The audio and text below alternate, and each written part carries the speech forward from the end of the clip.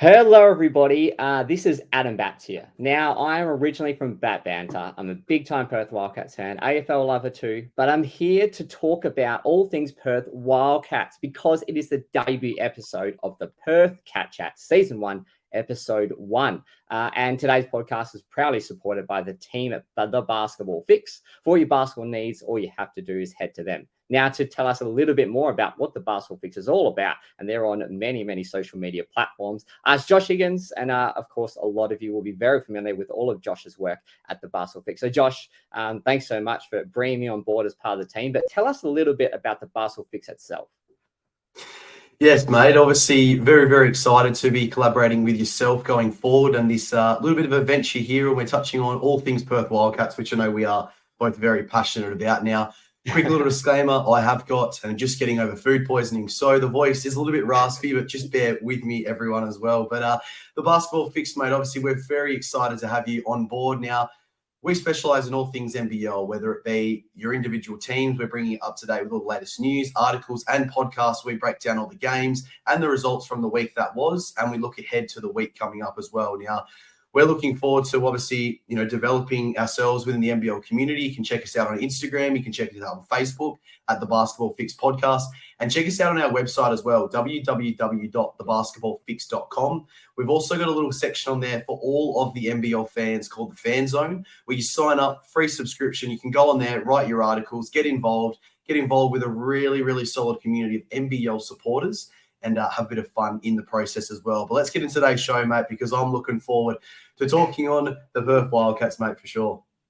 Well, I mean, like, if you didn't love basketball, surely you're going to love it now. And, like, if you didn't have any needs met, well, the Basketball Fix is the place for you. So, let's dive into the Perth Cat Chat Season 1, Episode 1, and let's rewind. So that means we take a look back on the previous game. So going back to last night, because we're recording on a Saturday morning. So the Friday night's game, Friday Night Lights, the Perth Wildcats hosting a top 2 team and the Illawarra Hawks, and having good form across during their season, defeating the Hawks in actually the last outing, which was sort of earlier on in the season. This will certainly be a big test for the Wildcats on the back of 2 wins and actually trying to dismiss that inconsistent tag that has haunted them across the whole season. So it was really back and forth game, Josh, as I've no doubt you watched it, probably feeling hopefully a little bit better after that food poisoning went all the way through you. So a nice bit of Perth Wildcats to make the soul a bit better, But the first half, or the first quarter, actually, the Perth were +1 heading into quarter time and -2 heading into halftime, as both teams let out a barrage of offense with a 53-55 halftime score. Just before I break it down a little bit more, Josh, what did you sort of take out of the first half? Firepower from both teams, and I guess classic Perth just shooting really, really, high percentages. It would be interesting to see how the rest of the game broke down. But first half, thoughts on it, how it all played out? Yeah, it was an interesting game, wasn't it? Because it didn't seem like either team was really trying to assert themselves on the defensive end. Yeah. They really were more worried about obviously scoring the basketball. And I think most analysts would have said that was the way the game was going to go. And in the previous game last night, Andrew Bogut did say on the stream, I guess you could say, that the first to 100 points was going to win this game. Now, that didn't eventuate. The Perth Wildcats won and obviously got to the 100 points first. But it's going to be interesting to see, obviously, what sort of happens with the Wildcats, and we'll break that down a little bit in the next couple of segments. But 30 points in the first quarter, 23 in the second quarter. Bryce was on fire. Christian Doolittle was probably the big out, I think, personally, from a standpoint. 1 minute played in that entire game as well. So it's going to be interesting, but it was a really competitive first quarter for sure. Yeah, no, the whole half was it was a really, really good game to watch. And if you had no allegiances for either Perth or Illawarra, it was like the perfect game just to really enjoy flat out high end shooting style. But coming out of the half, it would just continue. The third term, Perth just edging that, being +5 in that third quarter alone. And then the final quarter, it kind of just felt that with Perth's incredible outside shooting. In the third quarter alone, they had 8 of 12 from 3-point land. Against most other teams, this probably would have been the nail in the coffin. They would have got the win, had a comprehensive victory. But against the Hawks, they've got so much firepower themselves. Harvey, Kell, and Days. He was just superb. Darius had probably one of his best games of the season for Illawarra. And in the end, the damn wall broke for Perth. Their wafer-thin defence just continued to be bludgeoned, and the red-hot shooting deserted the Wildcats, only shooting at 39% from the field in that fourth term. The Hawks were at 59%, 3 of 9 only from three-point land, and just 6 free throw attempts, which we'll get to a little bit more as to how the game was probably won and lost right there. Up against Illawarra's 14, and they shot 12 of 14, so really accurate shooting too. So, Josh, was it sort of inevitable that, this high-end shooting from the Wildcats, especially in that third term, 8 of 12 three-pointers, that it was just always going to dry up? You can't just continue to hit that kind of high clip. Like, you need another avenue of I guess, scoring, and no Pinder, no Doolittle inside was pretty much not an option.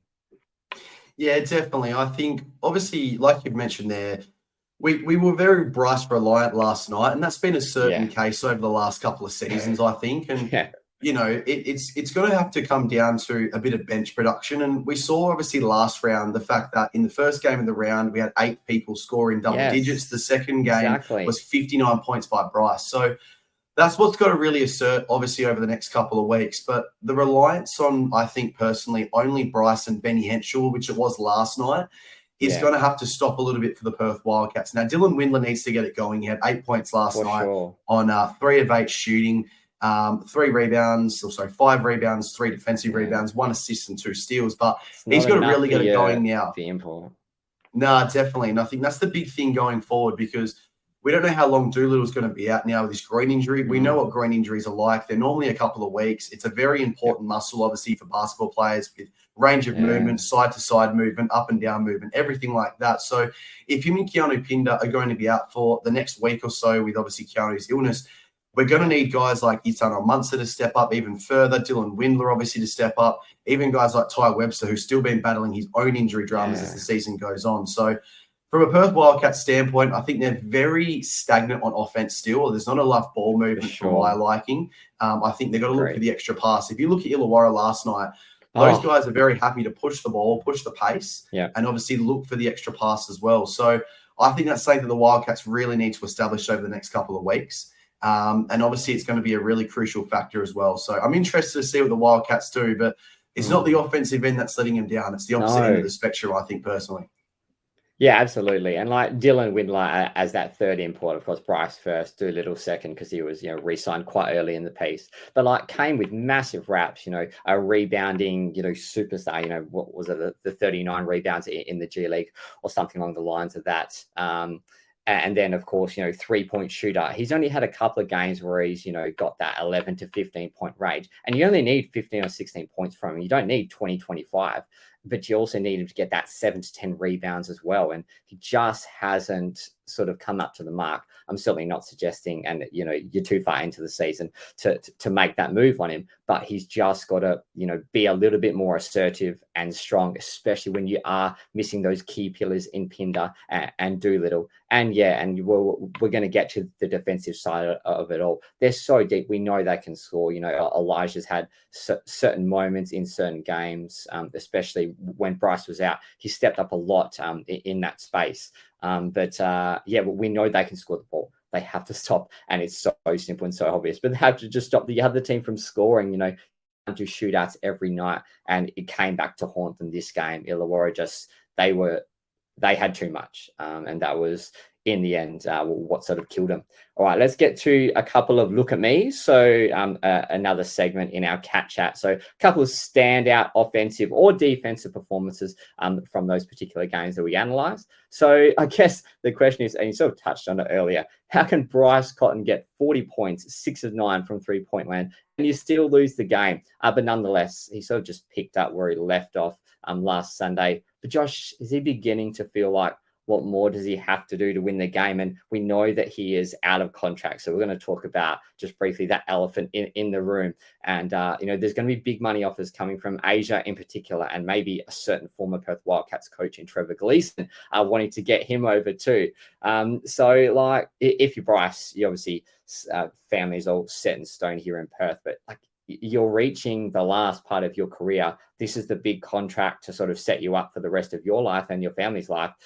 If if the rest of his team is not helping him to sort of get to where they need to, which of course is top 4, top 2 championship, all that kind of stuff, he has to be sort of thinking, maybe my time in the NBL has been extremely successful, but maybe I need to look elsewhere.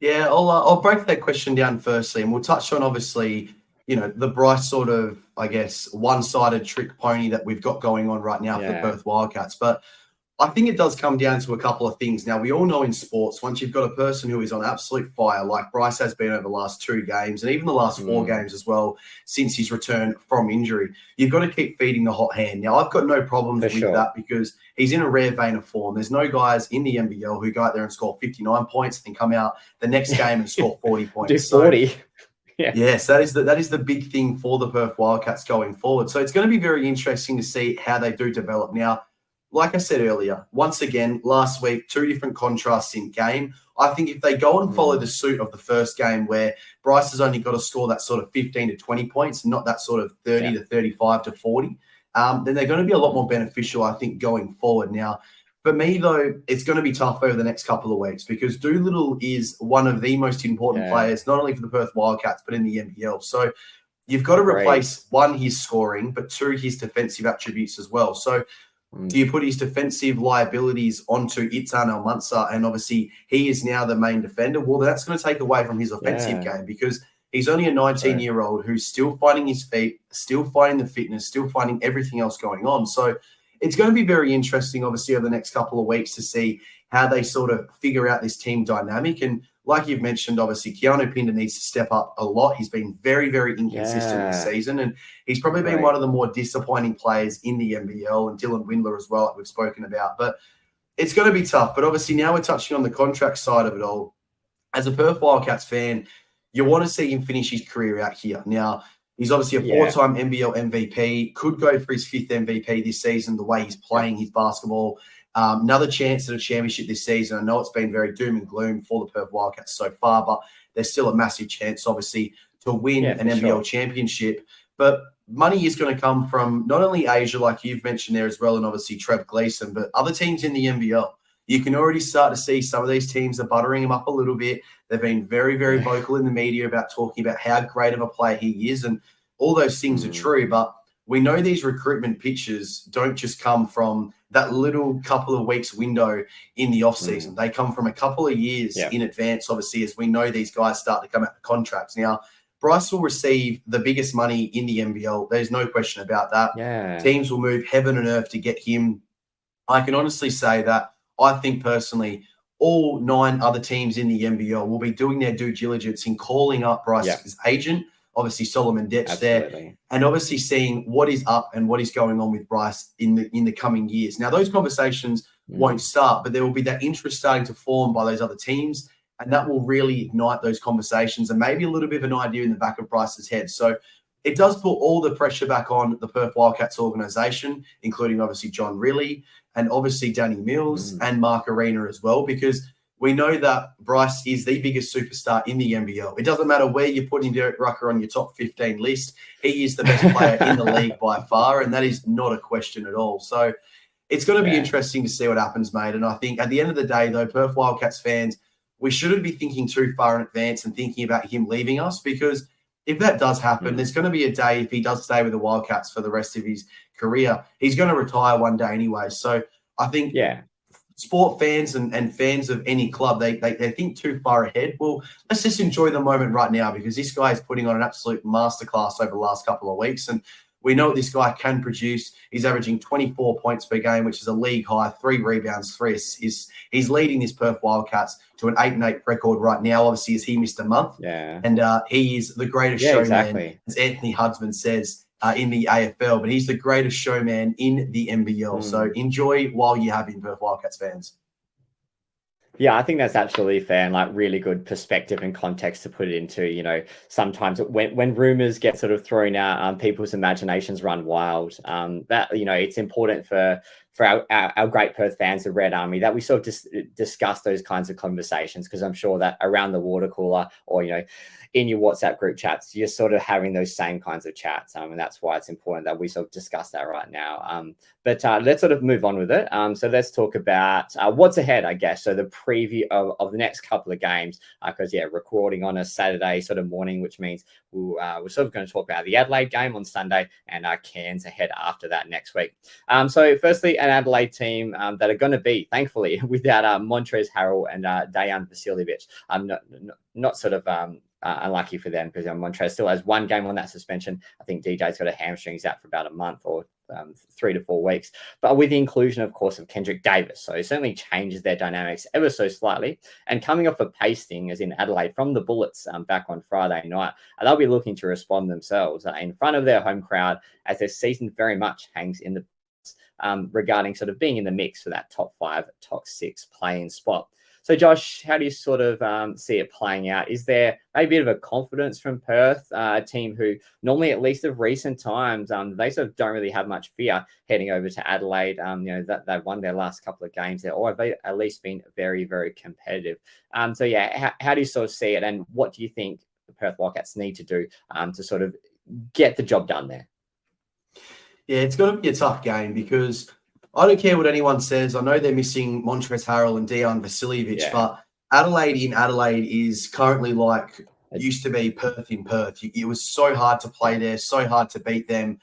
And obviously Kendrick Davis coming back. This guy is a guy who can potentially put up, like we saw a couple of weeks ago before his suspension, he had 30 points and 10 assists. So everyone was talking about Parker Jackson Cartwright's massive game with 34 and 10. But Kendrick Davis has been putting up similar statistics all season so far. So it's going to be interesting to see how this game pans out. I think the Perth Wildcats will walk away with the win.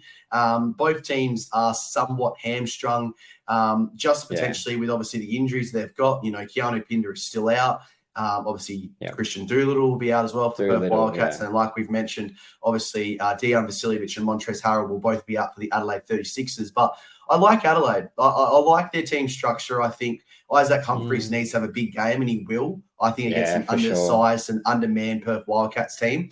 And if he doesn't have the big game, I think Jarrell Martin will have his first big game of the season, because we all look at him as a guy who he's definitely due. I think his fitness is starting to build up. He's got a bit of, I think a bit of fitness, match fitness to obviously still develop this season. But the way he's starting to play, shoot the ball, everything like that, he's starting to develop into a nice little piece there, Adelaide 36ers. And, they've spoken about it all year. They see a lineup where, they can play Isaac Humphries, Montrezl Harrell, and Jarrell Martin on the court at the same time, which I think is mind-boggling, to be honest with you. I know Montrezl Harrell is a pretty good, aerobic athlete, but they're going to be very dangerous. But obviously in this particular game, I think the Wildcats come out on top.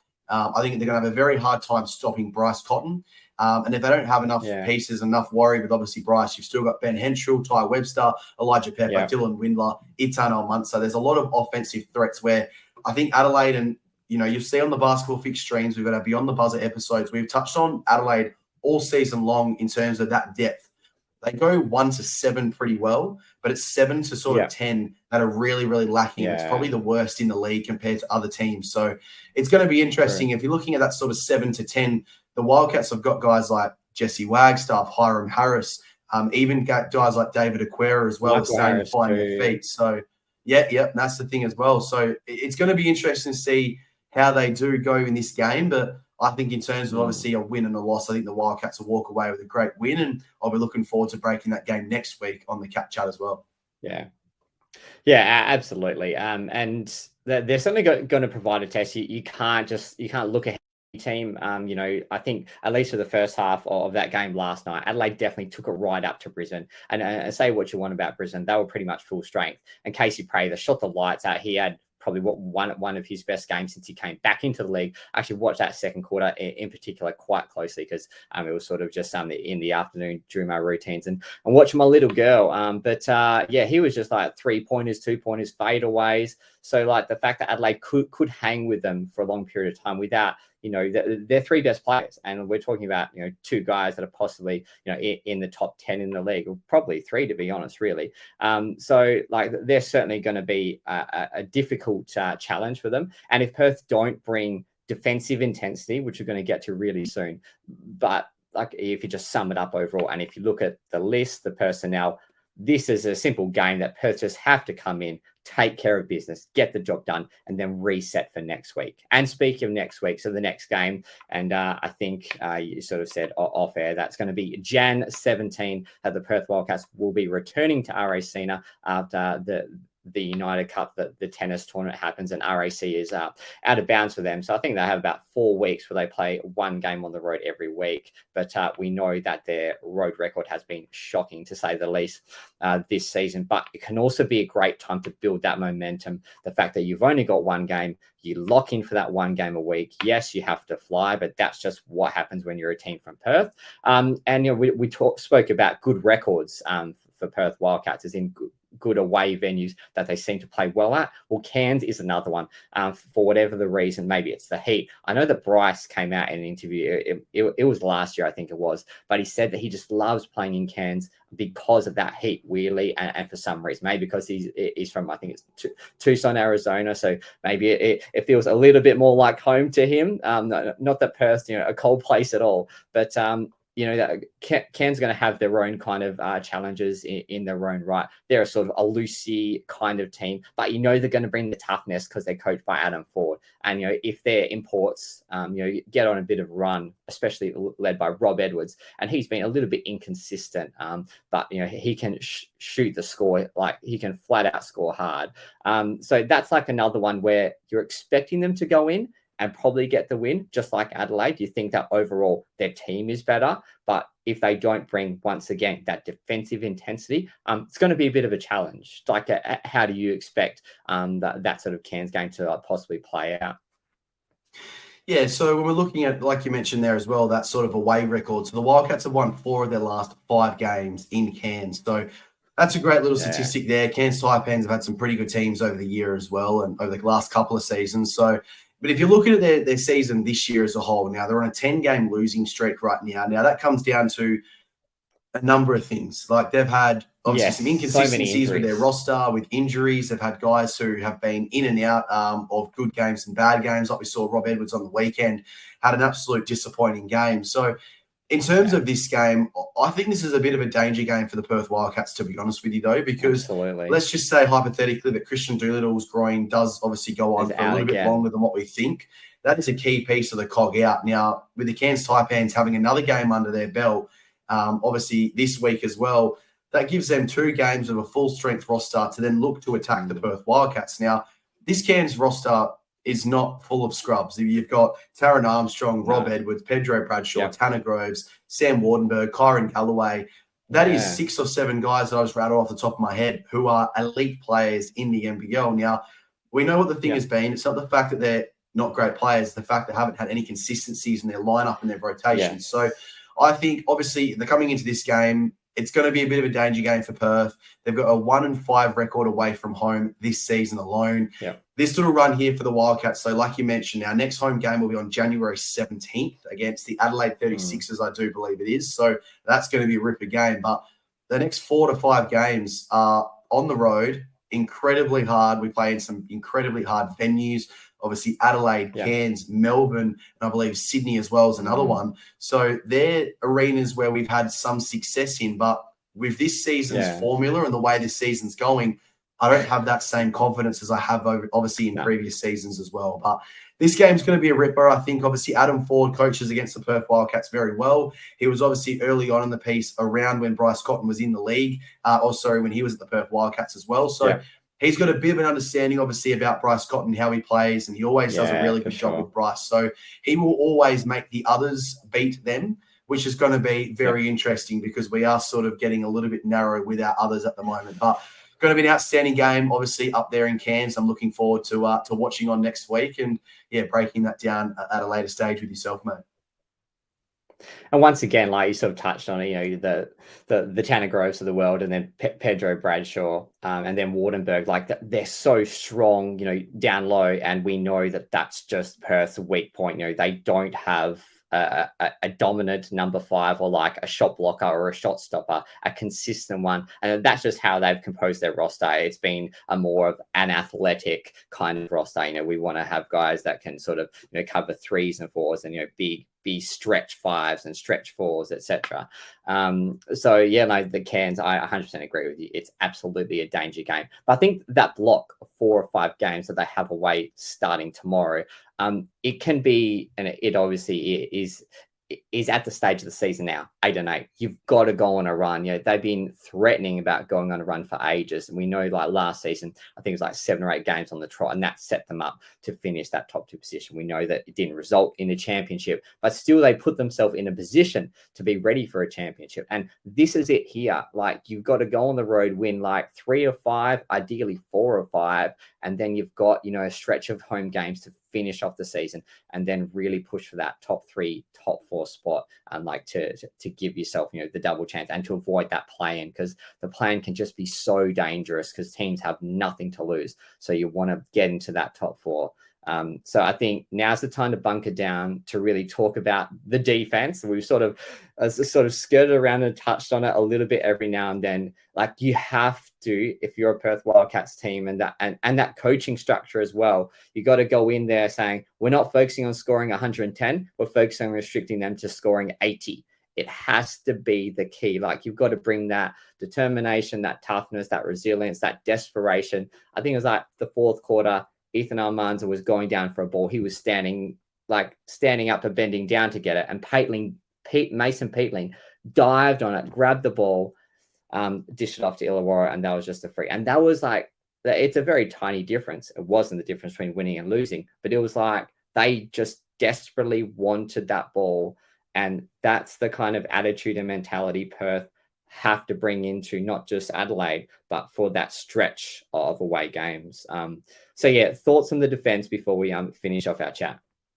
Yeah, well, I think I spoke to Matt Grublich on 91.3 Sport FM on Friday. Now, my biggest focus with this away run that we have coming up is the fact that typically sporting teams will use this time together to really bond as a team. And this is where either teams become really, really strong and good. And either it can go the other way as well, where they really break down and fracture. And we've seen with Melbourne United, for example, have a similar structure to their sort of season to the Perth Wildcats, obviously with the, you know, Australian Open and even the Southeast Open Phoenix. We see this all the time where there's a really good, strong sort of home presence at the start of the season. Middle of the season, it's all away, and then they come back with a home presence, and you'll see how good the team is. And obviously Melbourne last year had a good season all the way through, but you saw when they were away, they struggled at the start, but then finished that away run really, really strong, and then really propelled their end of season as well to obviously have a chance of winning that NBL championship last year. So it's going to be interesting because we know what happens. They're going to be in the same rooms, hotels, hanging out with each other. They have to be with each other. They haven't got their families, haven't got their own beds. They've got nothing else besides hanging with their teammates, having those conversations as well. And I think that's important over the next couple of weeks. I've coached sporting teams, and I think sometimes you've really got to put the onus on the players and sit them down and say, I'm not coming back in here until you guys have had the conversation about how you guys want to play. Are you getting the most out of each other? Are you guys, you know, happy with the way we're playing? You got to have those conversations with players and obviously and everyone in the organization realistically as well. So they're the conversations over the next couple of weeks that they've got to really start to have and really figure out this identity, because do you want to be a 110-point team where teams can outscore you? Or do you want to be a team who averages 95 to 100 and you're holding the opposition to 80 to 85 points? And I think that's where the Perth Wildcats want to be. And I think that's what John really is saying behind the scenes. But for whatever reason, it's breaking down. Now, I think when we're touching on the defense, to put it really, really simple, there's a lot of miscommunications happening. I think personally, they're really going to hone in on the full court press. And I think also a 2-3 zone. Now, the 2-3 zone really limits, if you do it well, it can limit the three-point shot from the opposition to somewhat degree. Now, obviously, it's a tough thing to do because if you haven't got the inside presence, it does fall down very quickly. So maybe not over the next couple of weeks. It's going to be a thing to do. But I like the full court press. If you look back to our last couple of games, when teams have used a full court press on us, we're a very offensive team, we struggle sometimes because we try to play too fast and we try to break the zone, and that plays into the zone and the press itself. So I think there are a few little things that the Wildcats can sort of look at over the next couple of weeks. And we could obviously sit here over the next 2 hours or 3 hours breaking down the defensive struggles of the Perth Wildcats and what they can and can't do. But I think there are a couple of basic things that you can set out in stone at training on a Monday and figure it out on a Wednesday, and then obviously really implement that in a game over the next couple of weeks. But yeah, I think it's going to be a very interesting sort of period for the Perth Wildcats. Yeah, no, agreed. And like using a classic AFL term, the whole squad, they need to sit down and have that honesty session. They need to just maybe if it means that they call each other out and say, you're not doing this on defense. You're not sort of or you're going behind screens when you should be going on top of them. Just like all those little tiny matters, because they all add up, and every possession has to count. Like they have to have that idea that every single defensive possession, they've got to just get a stop and they've got to get that rebound straight away. They give them one opportunity to score and that's it. If they make an unbelievable shot and you've got your hand in your face, that's fine. You take that any day of the week. But if you're just giving them open looks, and you touched on it earlier on in the pod about Illawarra, their passing was just sublime. They always found the open man. Like so many times they had players top of the key or sort of around the corner, 3-point shooters, and they nailed it. And like that just hurt Perth so much because Perth had to work so hard, and obviously they were on that incredible shooting streak. So yeah, just like a super intriguing period of time ahead for them. But in the end, it's all up to the coaching staff and the players. Now, our last segment is normally going to be a bit of a rapid-fire Q&A. So I'm talking to you, the Perth Wildcats fans, the Red Army, and, of course, all of our massive Basketball Fix followers. But because we're only just starting, we're going to leave that for this episode, but really looking forward to having some comments, great questions in, and Josh and I will touch on them in the next episode and chat. Josh, last sort of bit of a comments or sort of, I guess, thoughts on our first Perth Cat Chat before I do a quick little sign off. Yeah, it's been obviously super exciting, mate. I'm looking forward to building this relationship as we go on. And I've obviously been a very, very passionate Wildcat supporter for my entire life. So really looking forward to obviously being, I guess, a little bit more in depth on the Perth Wildcats. So I try not to be too biased on the Beyond the Buzzer. I get to use this as a little bit of an avenue to be somewhat biased, but I think with bias comes, what's the way to describe it? When you're talking about your own team, you want to be as harsh as possible because you want to see them succeed. Yes. So I think that's where this is going to be very, very beneficial for myself, where I can vent a little bit. But yeah, like you obviously just touched on there as well with the rapid fire Q&A.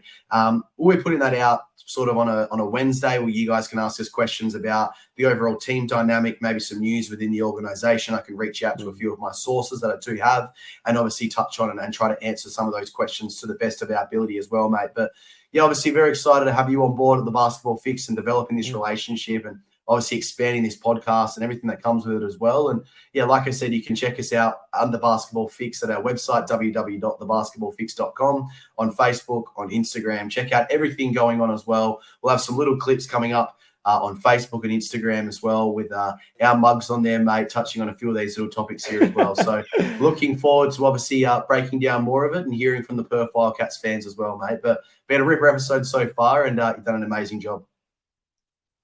No, right back at you, Josh. It's so great having, an NBL expert, of course. And, I hear you many, many a time, not only on the Basketball Fix podcast, but of course on Sport FM too. So yeah, just privileged to be on here. So listeners, and also all of those people that love their basketball, and of course, in particular, their Perth Wildcats, start out liking us and subscribing, and of course, following and everything else that you could do in between. But from Adam, Batt, myself, from Batt Banter, we're also on Instagram and Facebook. Cheeky little plug there. But from myself and Josh from the Basketball Fix and the whole team, we're out for now.